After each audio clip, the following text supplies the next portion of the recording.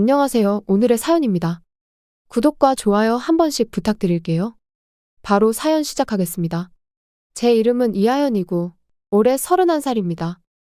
4살 연상의 남편과 1년 전에 결혼했어요. 아이는 아직 한 명도 없어요. 남편은 아주 평범한 회사원이고 동년배에 비해 적은 급여를 받고 있어요. 경제적으로 불안한 것은 아니지만 저는 재택근무로 웹디자이너 일을 하고 있어요. 원래는 디자이너 회사에 다녔는데 결혼을 계기로 퇴사했어요.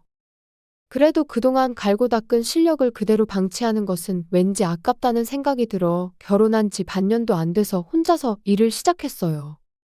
아직은 현업에 종사할 때에 비하면 일감이 적지만 최근 들어 조금씩 일감이 늘고 있으니 이대로 열심히 해볼 생각이에요.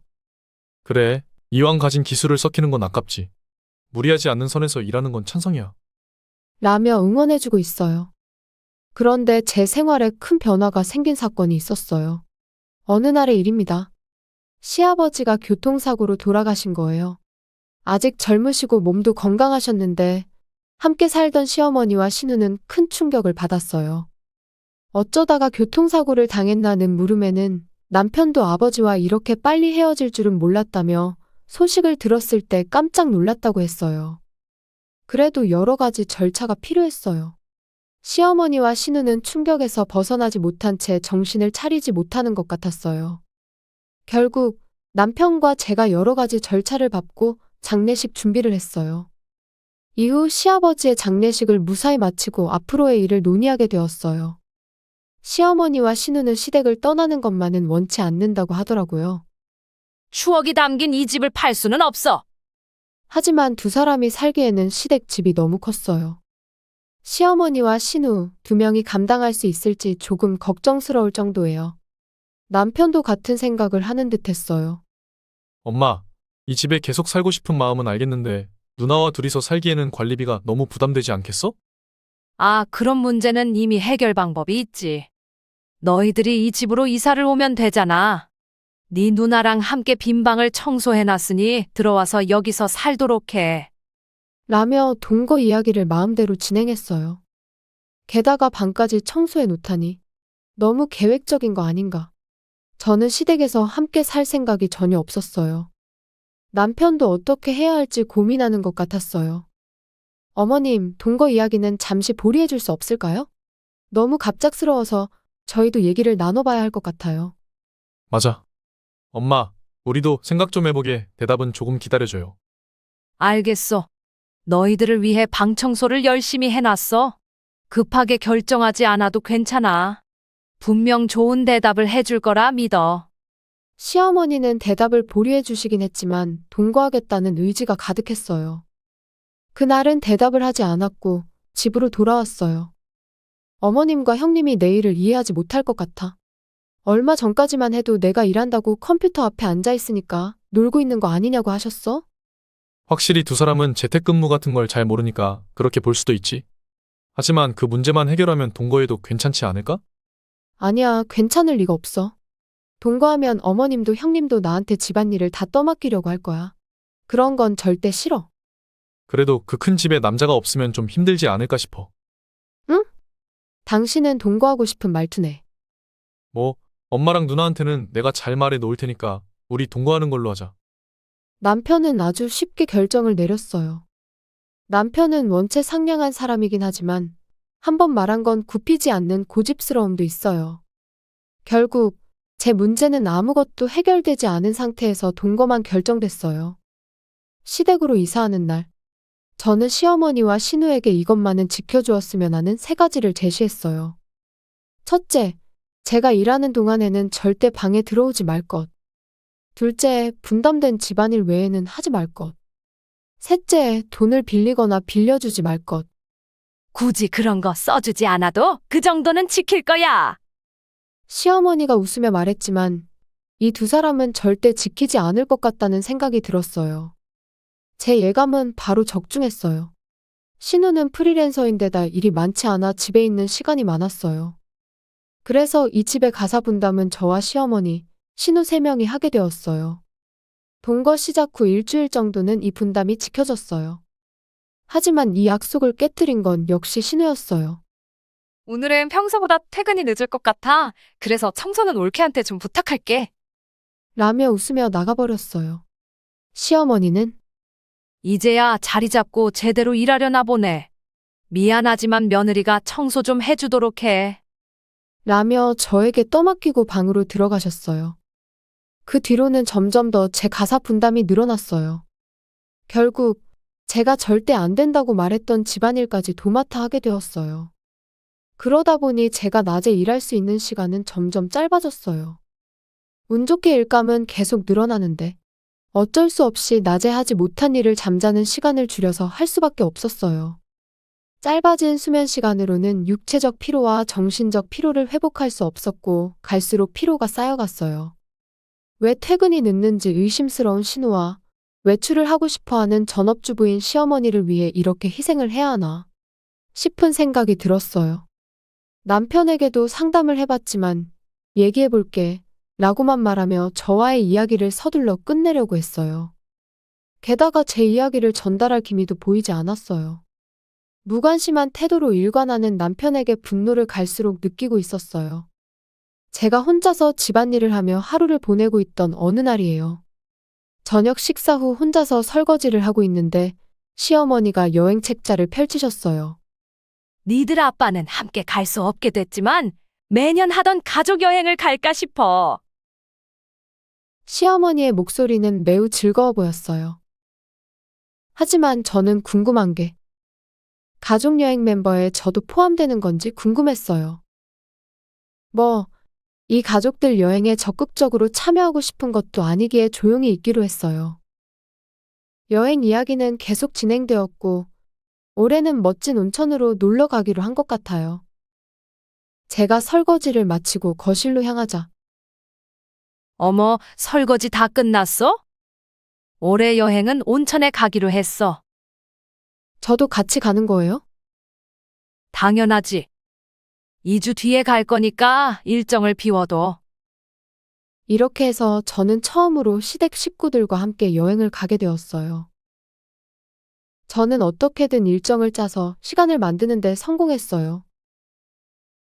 제 의견이 반영된 여행은 아니었지만 온천 여행은 기대가 되었어요.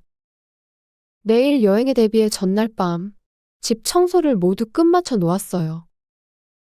그리고 여행 당일 남편이 운전하는 차를 타고 온천으로 향했어요. 연휴였지만 교통체증도 별로 없었고 순조롭게 목적지로 향할 수 있었어요. 도중에 시어머니가 알아본 식당에서 점심도 먹었어요.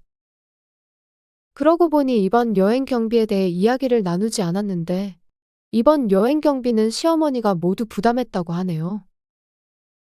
지금까지는 시아버지가 부담하셨다는데 시아버지의 유산을 물려받은 시어머니가 대신 내셨다네요. 그러는 중에 차는 산길로 접어들었어요. 커브길에 약간의 멀미를 느끼자 시어머니가 며느라, 멀미나? 우리 잠시 차를 세우고 좀 쉬었다 가는 게 어때? 감사합니다. 조금만 쉬고 가면 나아질 것 같아요.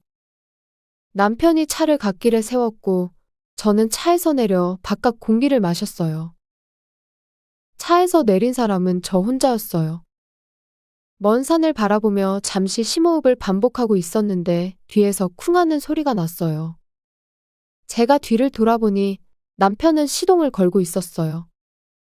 쿵 하는 소리는 제 짐이 밖으로 던져져 뒹구는 소리였어요. 이게 지금 무슨 상황이지? 차가 출발했네. 이런 산길에서? 지금 날 버리고 가는 건가? 제가 당황하고 있을 때 폰에 메시지가 왔어요.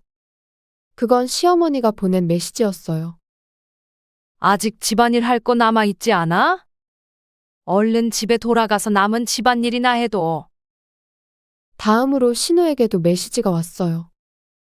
엄마도 나도 올케를 가족이라고 생각한 적 없어. 우리 집에 하인으로 있으면서 바랄 걸 바래야지. 혼자 너무 착각하는 거 아니야? 하인은 하인답게 집에 돌아가서 집 청소나 깨끗이 하고 있어. 역시 그랬구나. 나라는 존재는 가족으로 인정하지 않겠다는 거구나. 이 메시지를 받은 게 오히려 속이 후련했어요.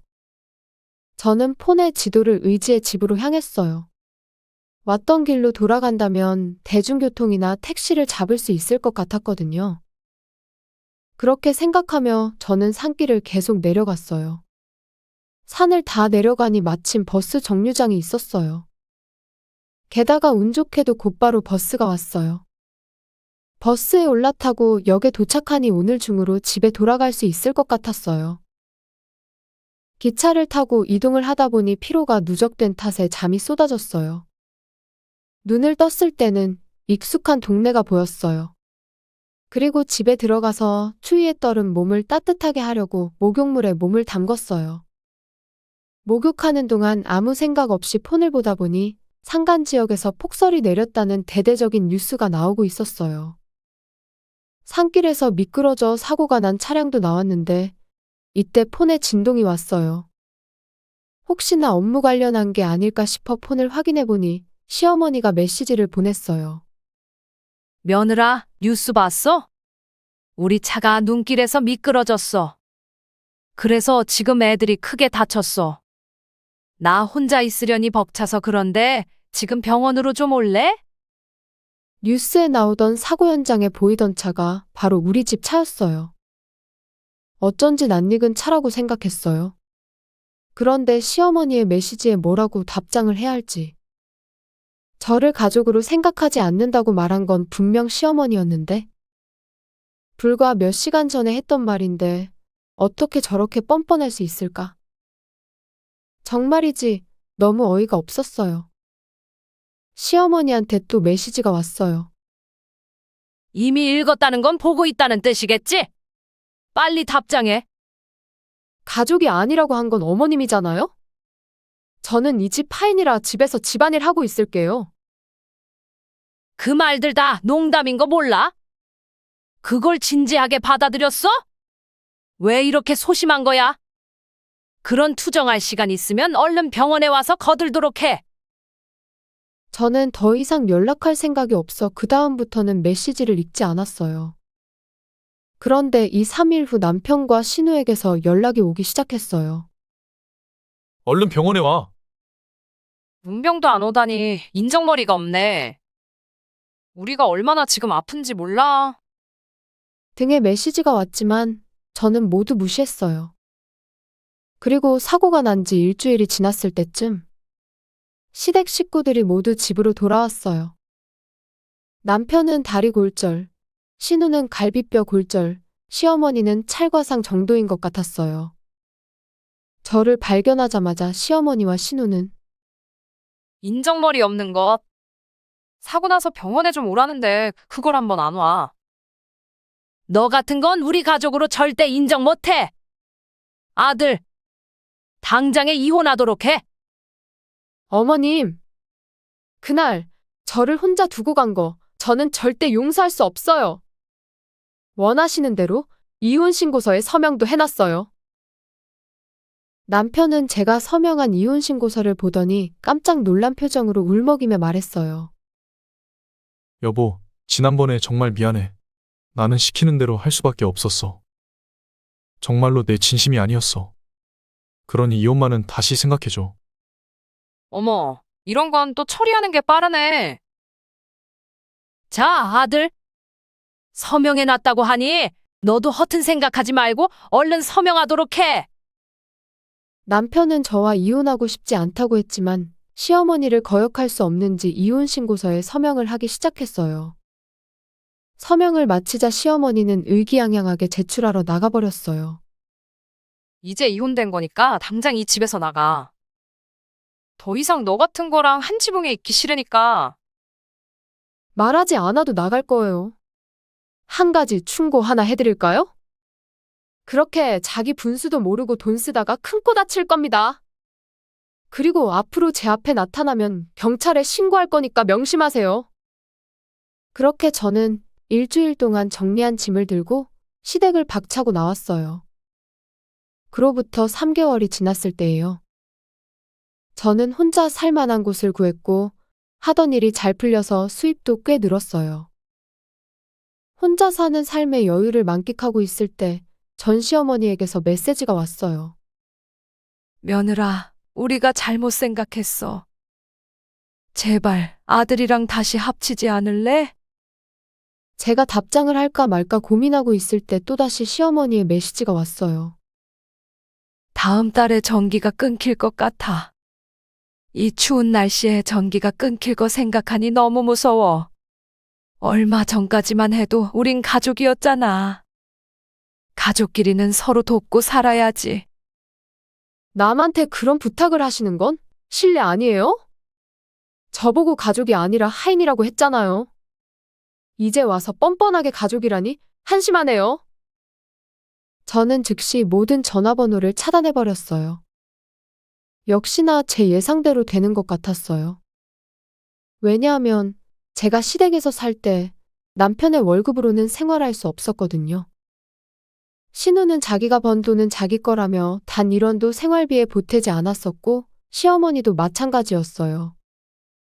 그래서 저는 제가 번 돈으로 생활비를 충당했었어요. 제 수입이 없다면 이렇게 될 게 뻔했어요. 이제 정말 남이 된 마당에 이렇든 저렇든 아무렇지 않아요. 그 후에 결국 생활비가 부족한 시댁 식구들은 신우는 풀타임으로 일하고 시어머니도 일하기로 했다네요. 그리고 남편은 두 사람이 낭비하지 않도록 돈 관리를 하는 것 같고 두 사람은 남편의 눈을 피해 쇼핑을 하고 있다고 해요. 워낙 씀씀이가 해픈셋이라 결국은 시댁을 팔려고 부동산에 내놨다고 하네요. 반면 저는 혼자 사는 지금이 너무 행복해요. 얼마 전까지만 해도 밤늦게까지 하던 일을 해가 지기 전에 다 끝낼 수 있게 되면서 저만의 시간을 보낼 여유도 생겼거든요. 이렇게 여유로운 생활을 할 수 있게 해준 시댁이 또 다른 의미로 고맙기도 하네요. 시청해주셔서 감사합니다. 그럼 다음 영상에서 다시 뵙겠습니다.